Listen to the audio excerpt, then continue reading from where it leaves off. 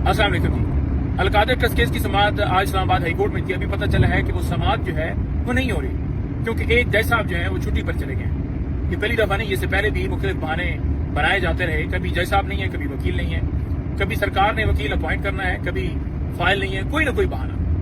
मकसद क्या है? मकसद सिर्फ और सिर्फ ये है कि इमरान खान साहब और उनकी एरिया को जेल में रखा। ये एक फिक्स मैच है जो खेला जा रहा है।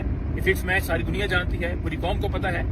और क्या ये सारी चीजें करके क्या आप केसेस को डिले कर लेंगे, आप आगे तारीख लेकर चले जाएंगे, जज को जो है वो छुट्टी करवा देंगे, कुछ भी करेंगे, तो इमरान खान साहब को क्या आप तोड़ पाएंगे या उनके ऊपर प्रेशर डाल के उनको अपने मौकफ से पीछे हटवा लेंगे? तो ये आपकी भूल है।